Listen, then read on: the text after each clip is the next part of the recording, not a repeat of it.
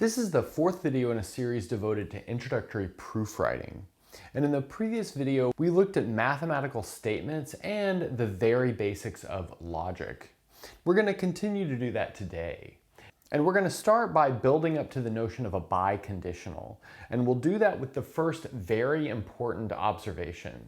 And that is the conditional P implies Q is not the same as the conditional Q implies P. And that's pretty clear from these two examples that we'll go through. So the first one, we have the statement P is the function f is differentiable. And the statement Q is the statement the function f is continuous. So P implies Q here reads, if f is differentiable, then it is continuous. And that's a well-known true statement. So that's something you would learn in a first semester or a differentiable calculus class. But the statement Q implies P is not true. But let's read that statement real quick. So Q implies P would read, if a function f is continuous, then it is differentiable. But like I said, that's false. And we can see that it's false by looking at a fairly simple and fairly classic example, and that is the absolute value function. So let's consider the function f, which is defined by f of x equals the absolute value of x. And let's recall what its graph looks like. So it's this nice V shape. And that tells us that we have a point of non-differentiability given that we have this corner right there at the origin.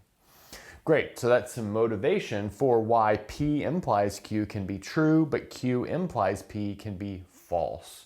So that means these two conditionals are not logically equivalent. Let's look at another example.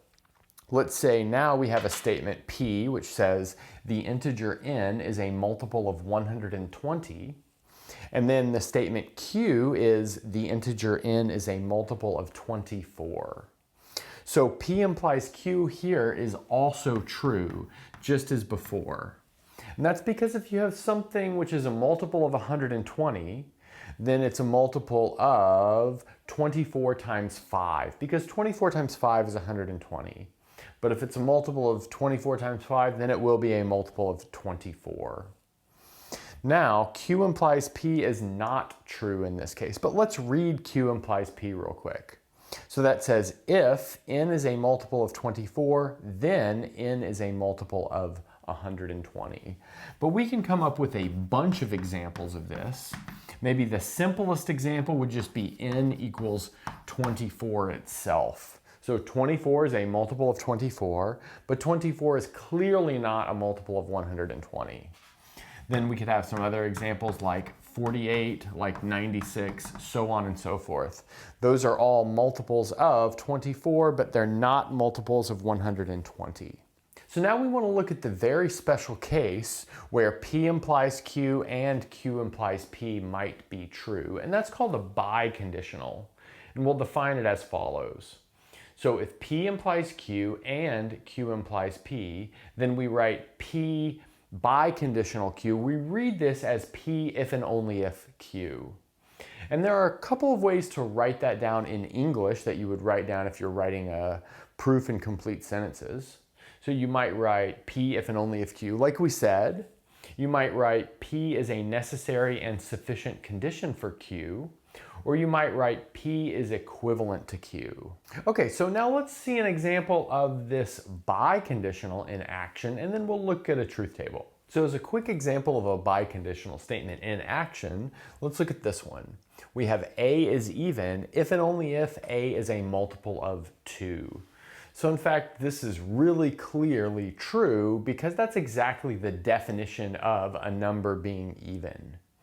That being said, whenever you have these if and only if or biconditional statements, then often they can be used to give some logically equivalent definitions or alternative definitions for a certain mathematical concept. Okay, so now let's look at the truth table for our biconditional. So we've got if P is true and Q is true, then P if and only if Q is true. If one of them is false, then the statement is false, But if they're both false, then the statement is true. Okay, so that's good. The next thing that we want to do is look at maybe the arithmetic or the calculus of logic operations. Now we're going to look at what I'll call the logical calculus, or the calculus of logic. And the idea behind this is we can build mathematical statements from very, very simple ones with the addition of the operator and, or, and not. So in fact, we will not need our conditional or our biconditional. We'll need to show that. So of course, we'll always use our conditional and our biconditional because it makes things simpler. But that being said, it's kind of nice to think that we only need these 3 building blocks. Okay, so let's maybe do an example first. And that will be building the exclusive OR operator. So the exclusive OR, or the XOR, would work like this. So P exclusive OR Q should give us a truth when exactly one of P or Q is true. So they're not both allowed to be true. That would be the exclusive part of the exclusive OR. Okay, so how will we approach this? I think our best strategy will be able to write this down into kind of a bigger sentence that can be easily translated to our logical operators. Okay, so maybe something like this.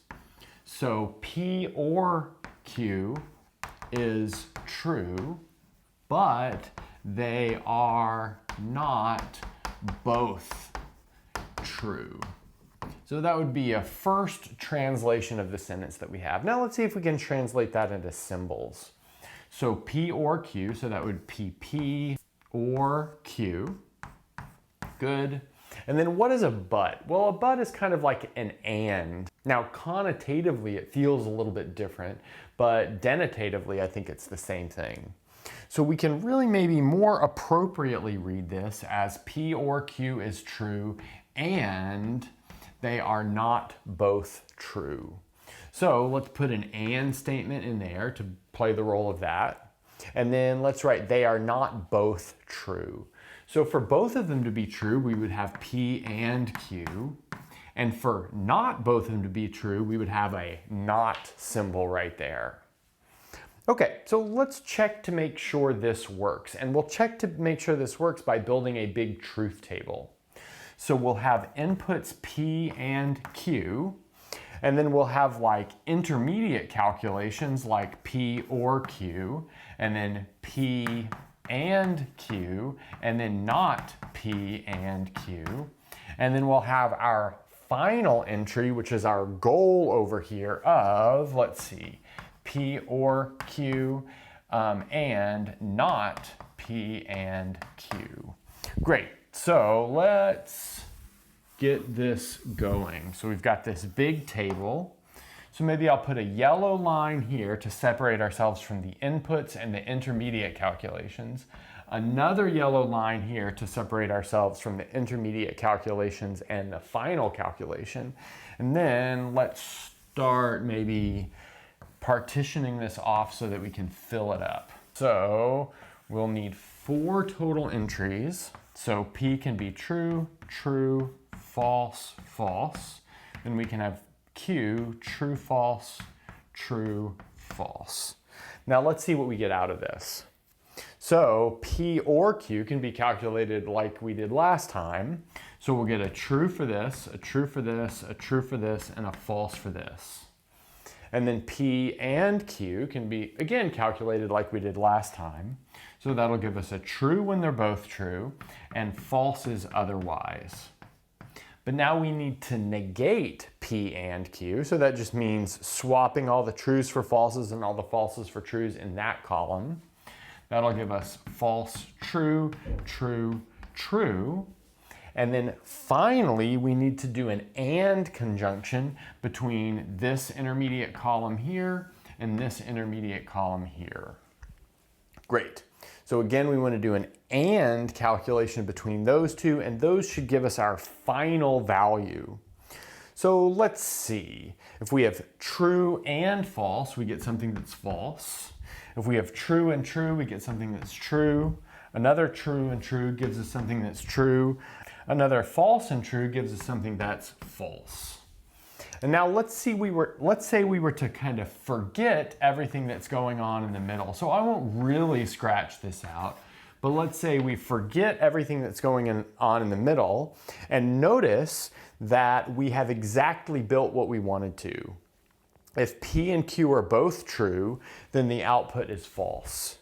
If exactly one of them is true, then the output is true, and if they're both false, then the output is false. That's exactly our exclusive OR that we were going for.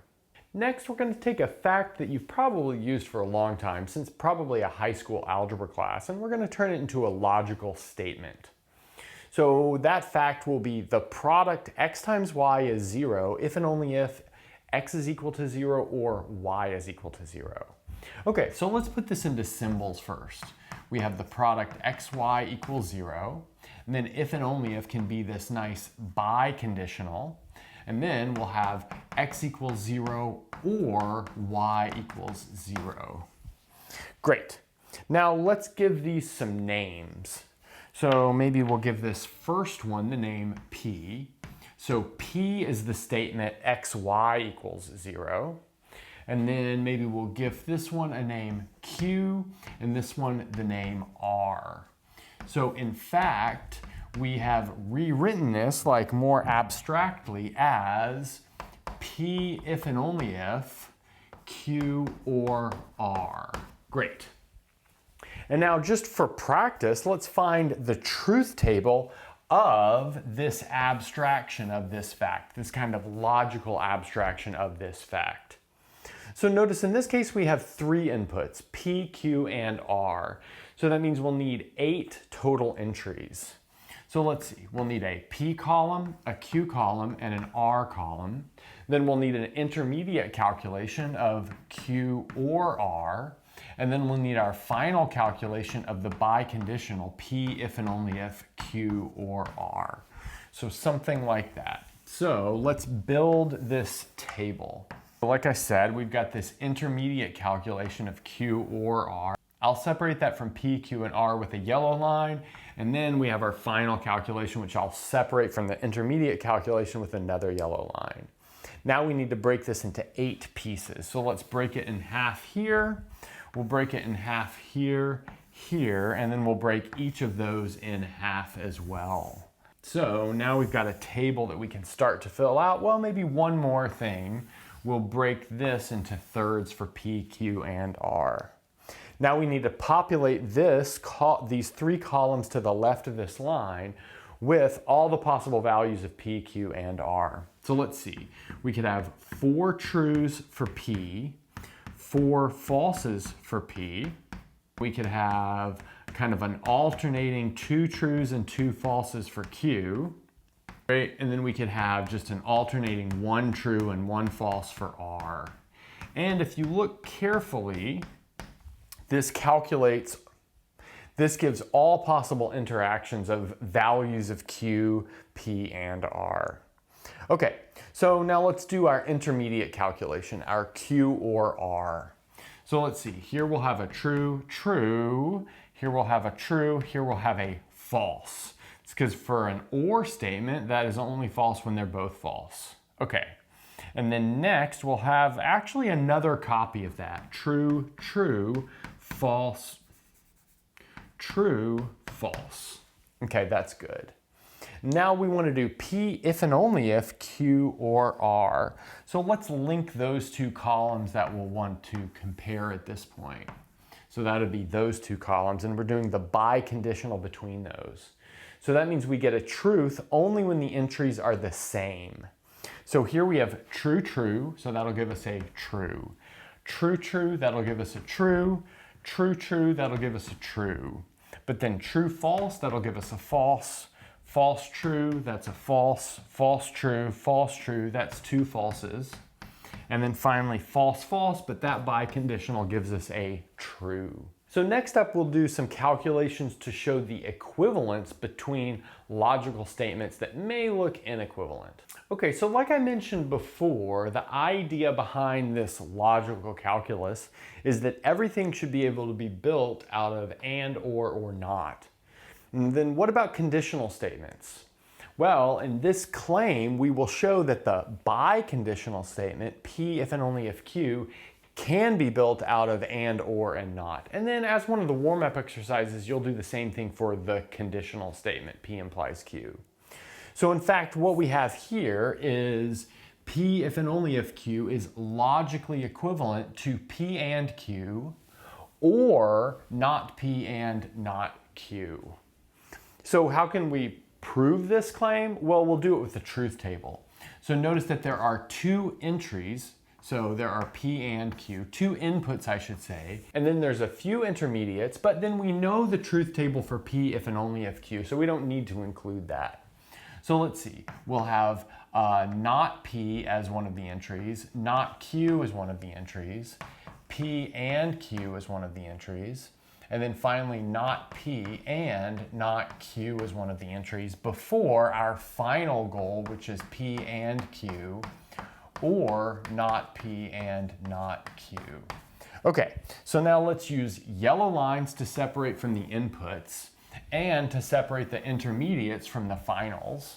And then let's start partitioning our table. So let's see, in this case we'll need 4 entries, so that's a little bit easier to work with. So let's say we've got those 4 rows, and then we'll need to partition some columns as well. So right there, right there, right there, and right there.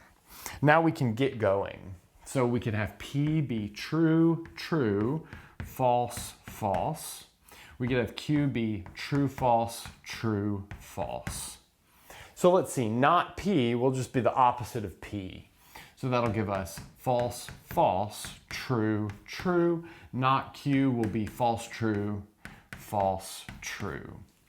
Nice. Now P and Q, well, that's pretty simple. It's true, false, false, false. And then not P and not Q. So that'll be the and statement between these two columns. That should give us false, false, false. And then finally true down here. And now we'll finish this thing off by taking the or conjunction between these final 2 intermediate columns. So that'll give us a true value here, false, false, and then a true value there. But let's notice that is exactly the same as the truth table for P if and only if Q. So we just took this biconditional and wrote it in terms of and, or, and not. So we'll finish this whole thing off by looking at some of the arithmetic rules of and, or, and not. Now we're going to look at this pretty big list of rules for calculations, if you will, with our logical arguments. So the first one is called the contrapositive, and it says that the statement P implies Q is logically equivalent to the statement not Q implies not P. This will be really important later when we start proving things, which is coming up. And then next is De Morgan's laws. That tells us how the not operator interacts with and or. And in fact, what it does is it flips an and to an or and an or to an and. So not P and Q is the same thing as not P or not Q. Whereas not P or Q is the same thing as not P and not Q. Then we've got these fairly straightforward commutativity rules and associativity rules. So like P and Q is the same thing as Q and P. There's not that much that needs to be said about that. And if you have P and Q and R, that's the same thing as P and Q and R. Same thing with ORs. Then finally, there are some nice distributive properties as well. So P and Q or R is the same thing as P and Q or P and R. And then there's a similar statement where you switch the ands and the ors. Okay, so let's look at a couple of these. Maybe starting with the contrapositive, as though that's probably one of the most important. So let's build our truth table. We'll have inputs P and Q. We will need not P, we'll need not Q, and then we'll need not Q implies not P. And for good measure, we'll put P implies Q as well, although we calculated that previously. Okay, so we'll have a yellow line between the inputs and the intermediates, a yellow line between the intermediates and the outputs. Then let's get to it. So breaking our rows and our columns up. So in this case, we'll need 4 rows because we have 4 total possibilities of entries. So let's see, we could have P be true, true, false, false. Then we could have true, false, true, false. Then let's see, not P will be the opposite of P, so that's going to be false, false, true, true. And then here we'll have false, true, false, true. Great. Now let's look at not Q implies not P. So the only time that's false is when the input is true and the output is false. So let's see, that happens right here. We have not Q is true, whereas not P is false. So that's the only one that makes this conditional false. The rest of them are in fact true. But if you compare that to the truth table of P implies Q, you see that we have the same thing, giving us our logical equivalence. Okay, let's maybe do one of these De Morgan laws while we're at it. So let's get the chart on the board. Okay, so I got all the simple parts of our truth table put together, now ready to finish it off. So let's do this not P or not Q. So that means we'll compare these 2 columns right here, and if one of the entries is true, then the whole thing is true. So that means we'll have a false entry here, then that'll have a true entry here, a true entry here, and a true entry here. Now let's compare that to not P and Q. Well, maybe we should write down what P and Q is first. But let's just recall that P and Q will give us a true, false, false, false, just based off the standard rule. So if we negate that, we'll in fact get a false, true, true, true. So that means that this operation right here, not P or not Q, is the same thing as this operation right here, not P and Q, proving this second of the De Morgan's laws. Okay, so I'm going to leave you with some warm-ups. So here's some nice warm-up exercises. So we'd like to use truth tables to show the logical equivalence of the following statements. So the first one is this distributive rule over here. So we've got the and distributes over the or as follows. P and Q or R is P and Q or P and R. Next, we can write the implication without using the implication, just with the or statement and the and statement. Then we've got this one that's kind of nice. It says not P if and only if Q is the same thing as P implies not Q and not Q implies P. And that's a good place to stop.